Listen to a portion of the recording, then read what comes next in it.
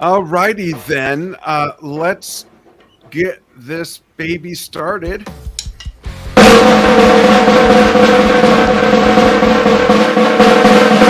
Drum roll, please.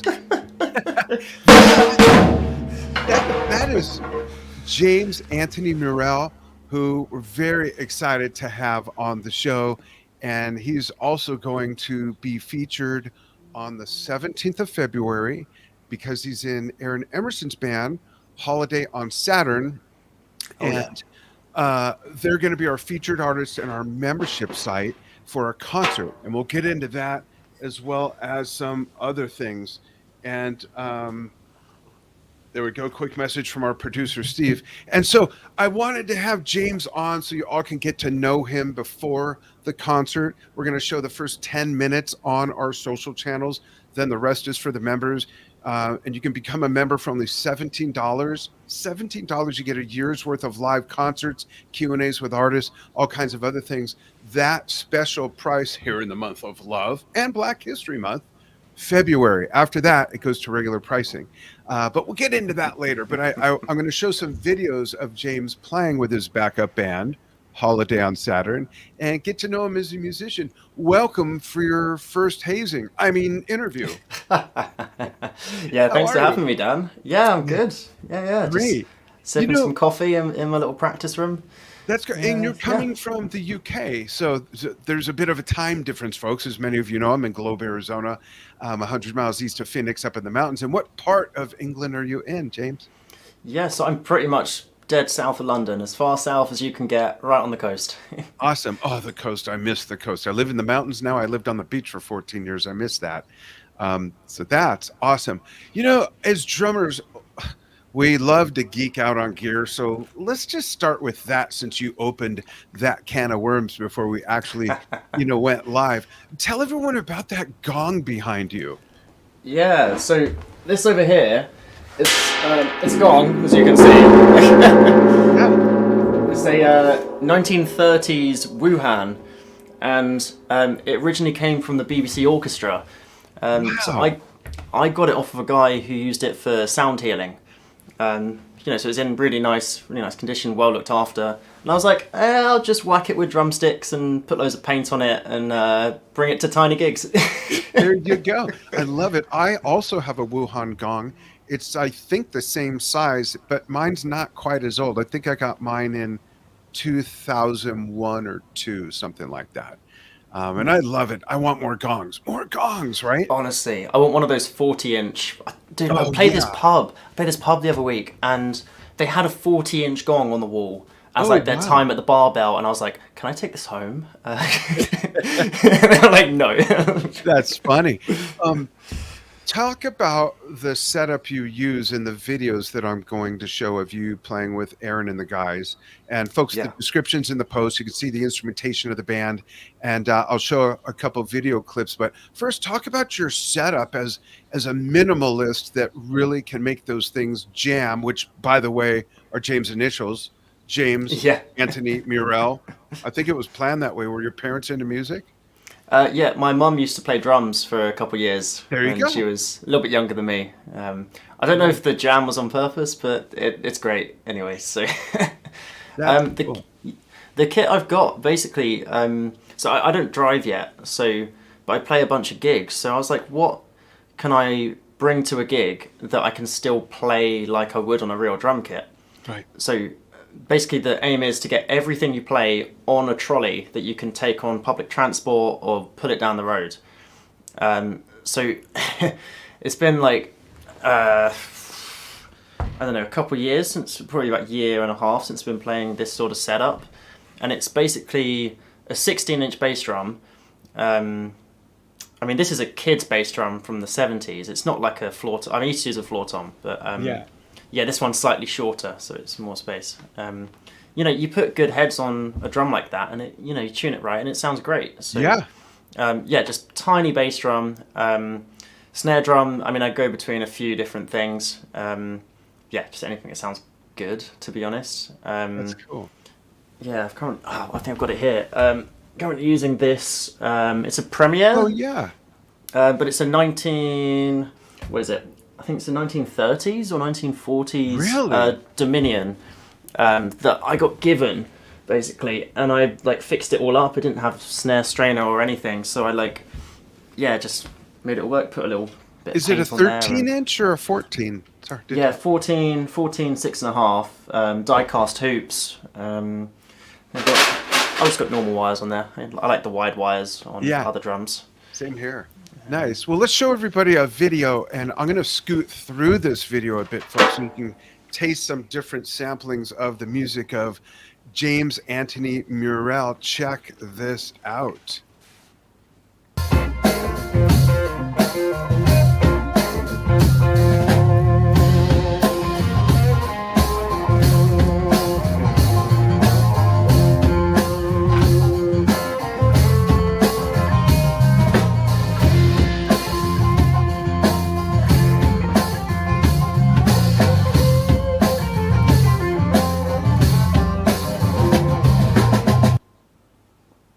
Scoot ahead a touch. Yeah. There we go. Why won't it? Oh, because the dummy doesn't know what button to push. Here we go.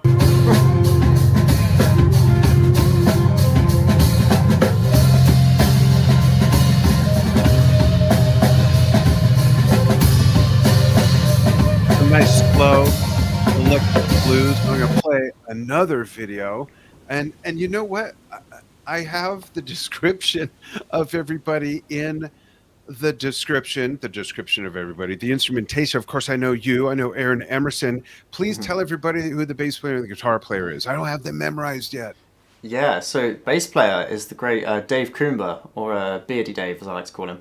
And he just got the vibe, got the groove, locks it down, Yeah. plays real cool. And on guitar is the amazing Jed Cutler.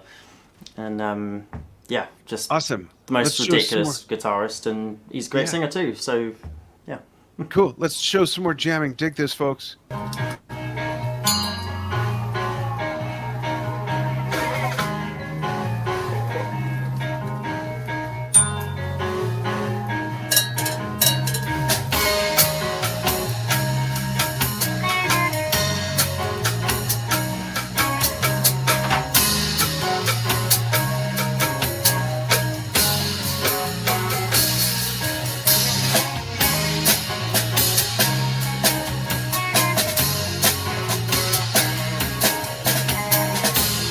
Jump ahead a bit.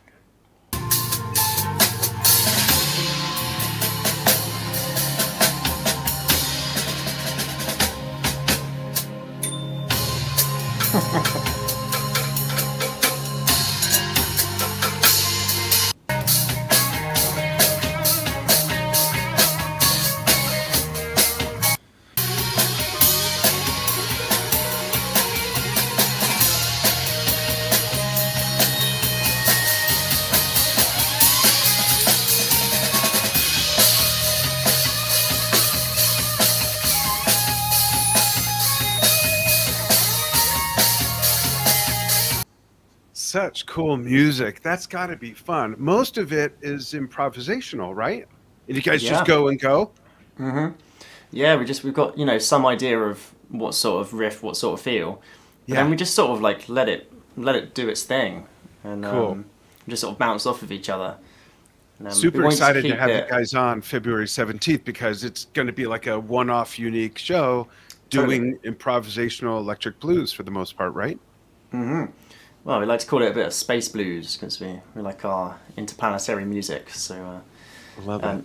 yeah, we're just gonna play. I mean, I know a few of us get not like bored, but like we like to be creative in the moment with music. Yeah. So think of it kind of like a painting over time, and Yeah. it's always changing and not quite conforming, and just keeping it a bit more free.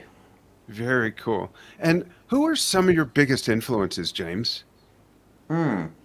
Yeah, so it's going to be, okay, so there's influences now and there's influences back then, Okay. So, when I was starting, it was Lars Ulrich who caught my ear. Just had this like feel that worked for what he was playing, Very cool. It wasn't perfect, and I kind of liked that. Yeah, yeah. And I got big into Bonham, as everyone does at one time or another. Yeah. I mean, more recently, I really like Elvin Jones and Tony Williams. Oh, nice. And they're Those are just some great influences. fantastic players. Yeah. I do want to mention Joey Jordison as well, and Gavin Harrison. Oh, great. What a nice mix of not all the same thing. Do you know Gavin? Have you met him before? I haven't met him, but I saw him play at Zildjian's 400th anniversary in London. Oh, yeah. And just, fantastic musician. Very cool. Yeah, he's been on a few times. Very great player, great guy, and what a style. He's one of those, to me, few people that no one else sounds like. And there's not many drummers like that.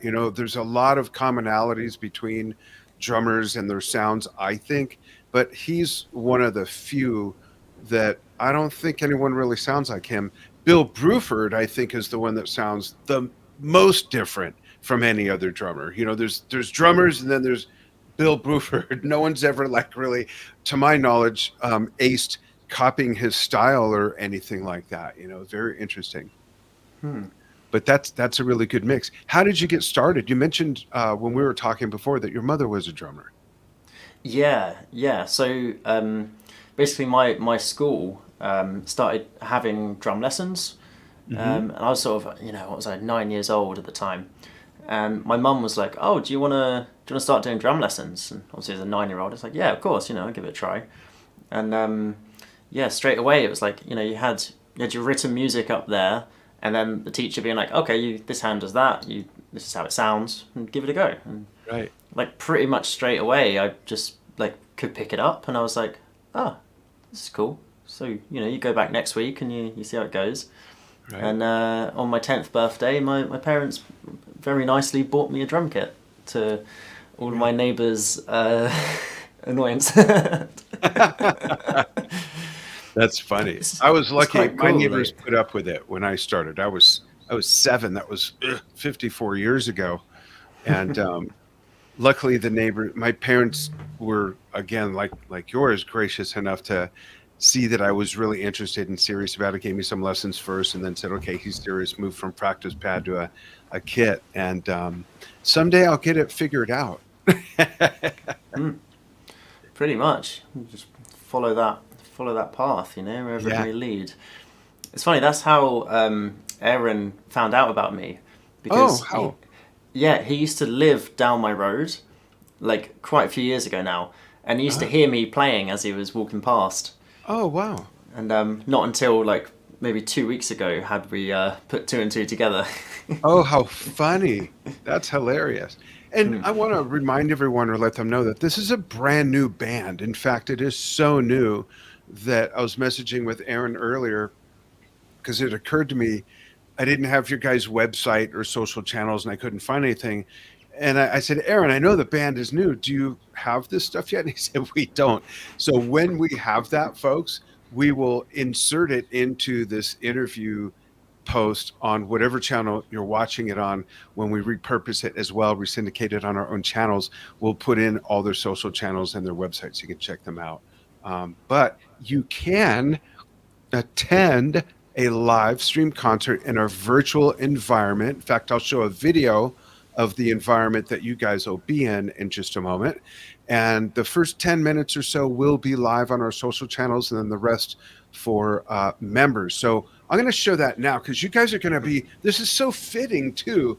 Before I even knew which band Aaron was going to appear with, Holiday on Saturn, I knew that we wanted him to use our Space Theater. So I'm going to show a quick promo video that includes that. And also, folks, it describes what it means. What does that mean? They're playing in the Space Theater. So check this out and you'll understand. Here to give you a little tour of one of our virtual amphitheaters as we scoot around the theater and show you what it looks like. So as a member, when you're actually in the environment, you'll be able to have your own avatar. You'll be able to scoot around the amphitheater and watch from any vantage point. Go ahead and register and become a member, and you'll get notified even sooner. here to give you a little. Well, now people know who the first concert is, which was the 27th, because that's past. That was the Kinky Wizards from Wales, out your way. Definitely closer to you than they are to me. Yeah, just by a little bit. Yeah, but that's the screen that Holiday on Saturn will be on. And like I showed in that video, folks, you'll be able to have your own avatar if you want. You don't have to, but you'll be able to scoot around the theater, watch from different vantage points, or just watch the screen itself. It's a lot of fun, and we're going to be injecting some other little surprises into that show. So I hope that you'll join us. So You know, what? I think I could set up my whole kit in the space of one of his timpani toms in that video. Yeah.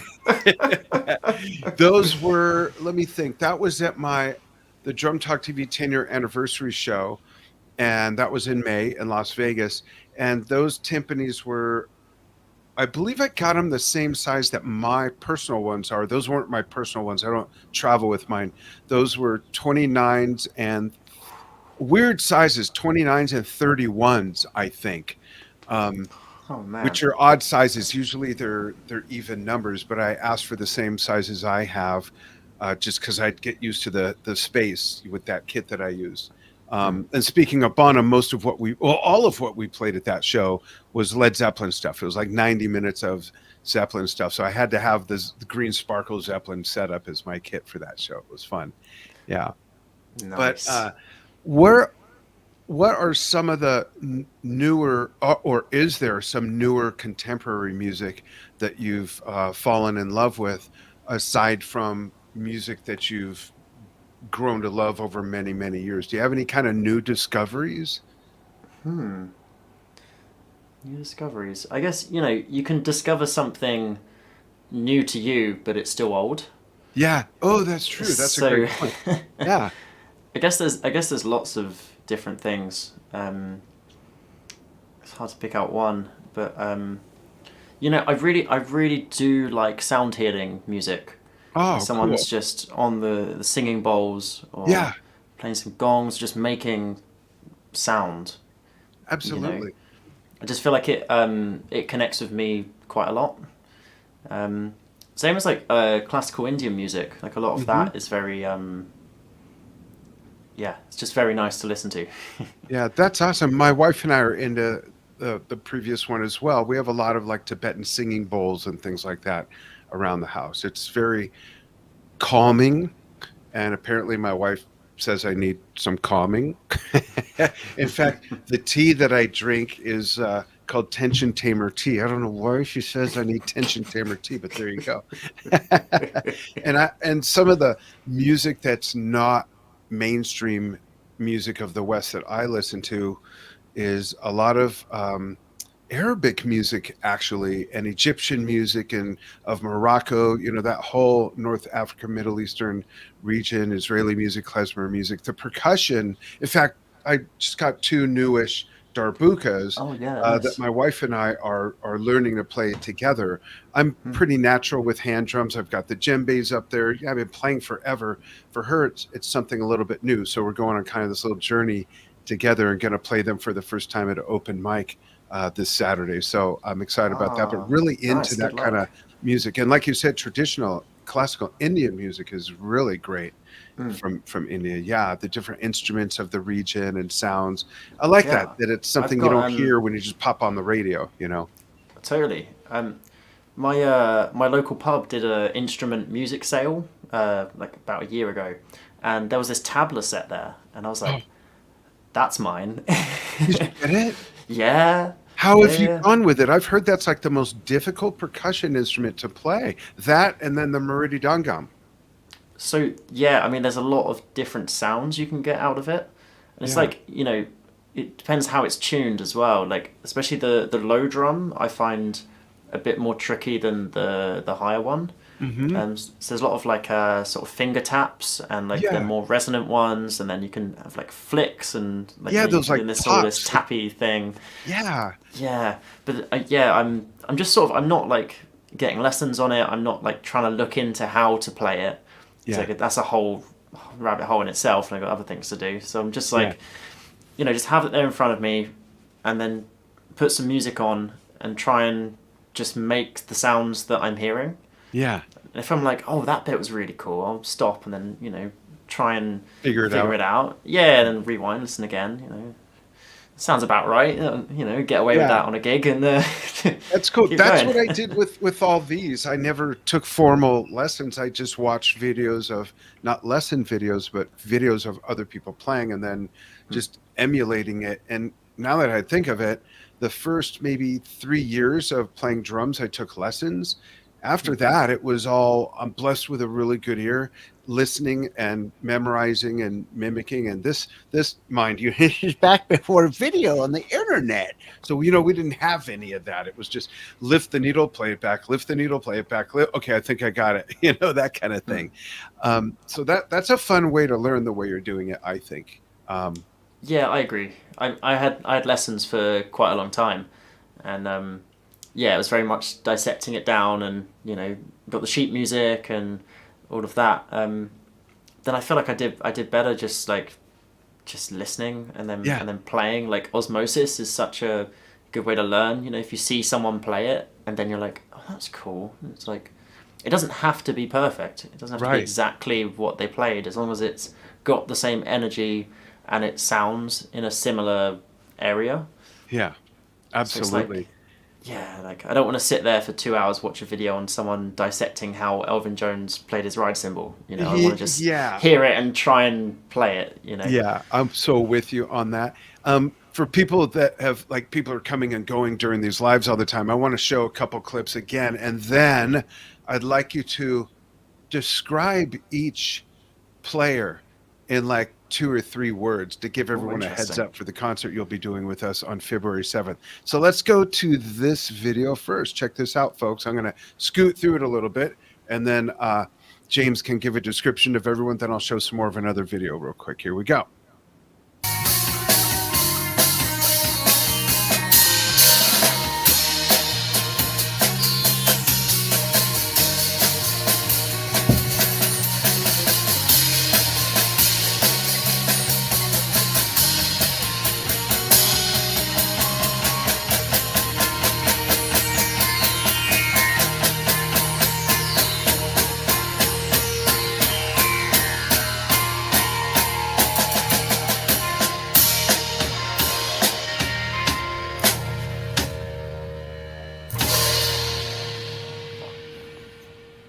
All right. So give us the scoop.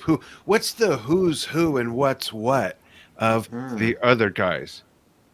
Cool. I'm gonna start with Dave, Okay. Mr. Bassman, Mr. Five String with the beard. Yeah. Very groovy. He's got that energy. He's spurring us along, and he's just there. He's like, Yeah, it seems real solid. Yeah, yeah. I like it. We can play anything, and he'll be like, "Oh, I'm just gonna, yeah, yeah, yeah," That's and cool. just go with it. And Aaron's like super wild, man. I mean, you see him at a gig, right? And like, he's one of the very few keyboardists that can get away with putting both arms over all the keys and it sounding good. Oh, wow. What chord is that? It's yeah, It's the alphabet chord. it's the H sharp. It's the Yeah. it's the help. Yeah. And Jed's I want to say cosmic. I want to say the number 6. I want to say give him anything and he'll make it sound cool. That's cool. I know I've watched Aaron's playing a lot with you guys and a couple other projects, and for those who don't know, the name Aaron Emerson is connected to the other Emerson you may have heard of, but his style is quite different from his dad's. He became a big jazz fan, which his dad wasn't into, but with the differences in their playing styles, I do hear the reminiscence of certain sounds that he gets, of course, with the organ and certain synth sounds and things like that. Really, really tasteful player. And I love that he's into the improvisational, format of playing, because it really works with you guys. And I'll show another clip real quick for everybody. Check this one out. This is them just jamming for us. Here we go. I'm going to move to, I think it's over here.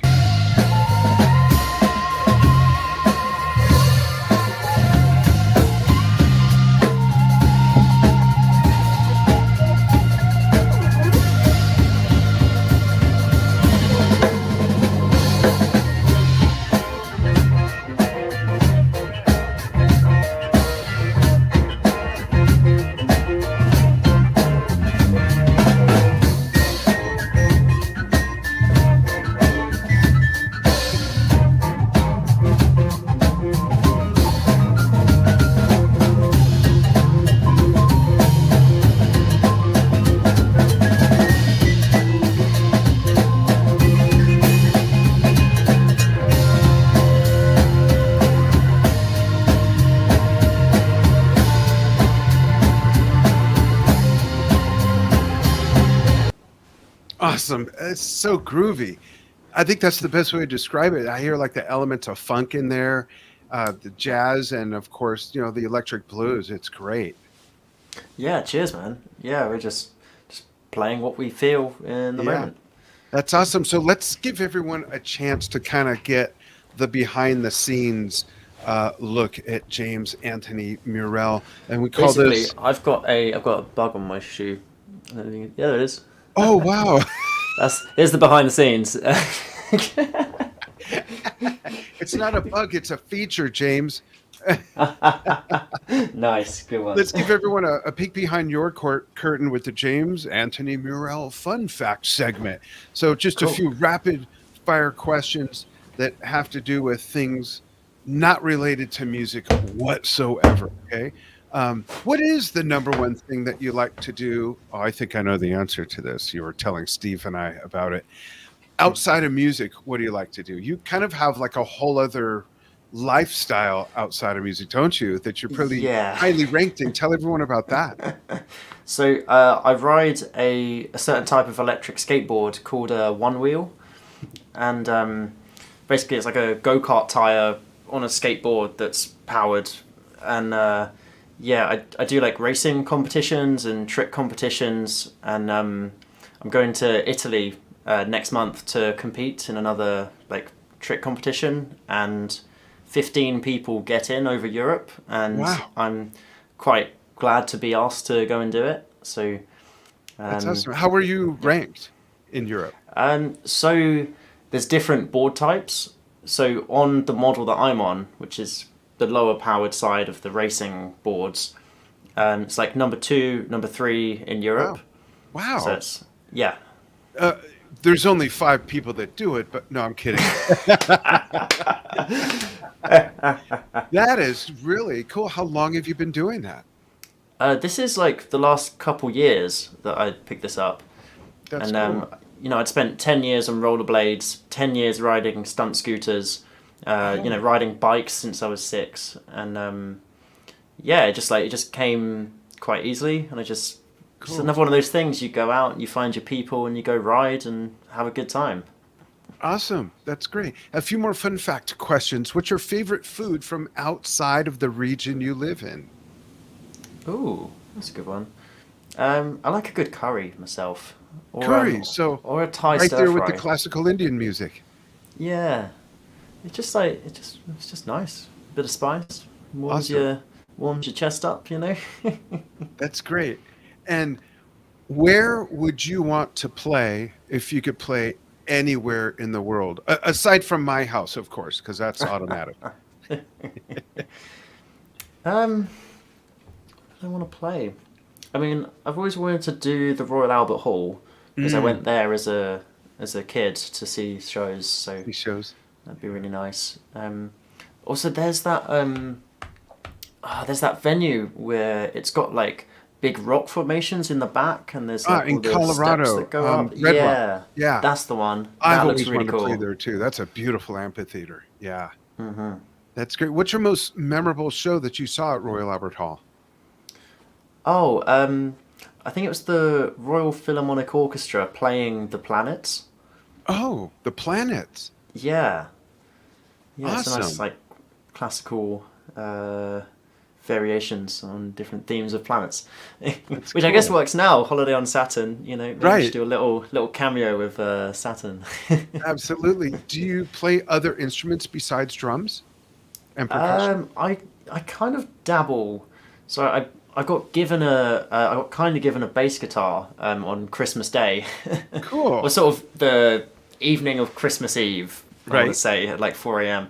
We were around my friend's house, just jamming. I was playing a bit of guitar, and he was like, "Oh, have you got a bass?" And I was like, "No." And he was like, "Yeah, have this bass." So I've been Wow. playing that every night without an amp because I haven't got an amp, but.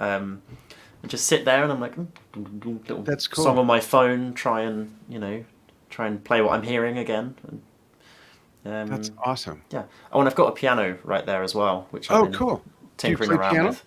Mm, can I play it well is a different question. But you can I find like your way around it a bit.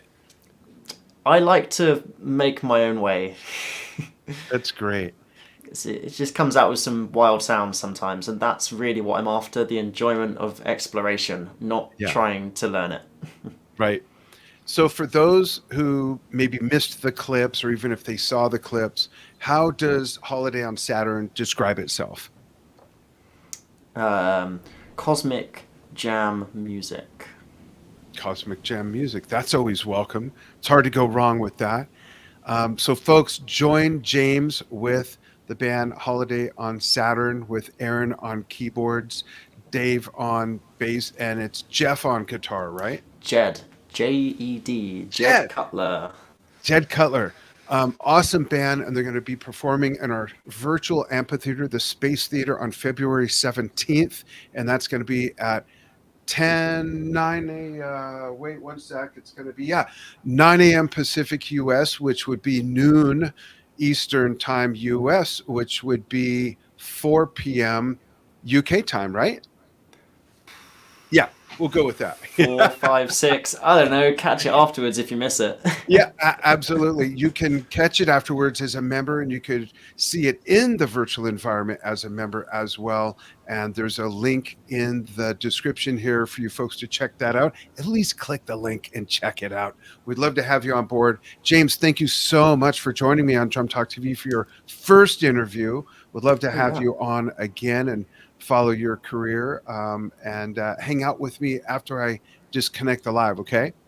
Oh yeah, man. Can I just while we're still on here, I just want to mention another project I'm in. Yeah, please, absolutely. Yeah, great. Yeah, absolutely. Yeah, thanks for having me and all. Yeah, my pleasure. Yeah, so I'm in this this like sort of hard rock touch of metal in there, a band called Cypher, and that's nice. SYPHA. And we've just released our first music video on YouTube. Oh, great. And we've got a few singles on Spotify as well, more to come. So Cool. check that out, World's End, Cypher. Great. Send that link to me. I'd love to check that out, and we'll share it. Yeah, that's great. Totally, I'll ping it over. Awesome. And Steve, producer Steve Schinder, corrected me. It's 5 p.m. UK time on the 17th. Okay. So that's 9 a.m. Pacific US. That's noon Eastern US, and 5 p.m. UK time. Looking forward to that. It's going to be fun. Thanks, everybody, so much. And thank you again, James. Really a pleasure having you. Oh, perfect. Thanks. Yeah, everybody, thank you.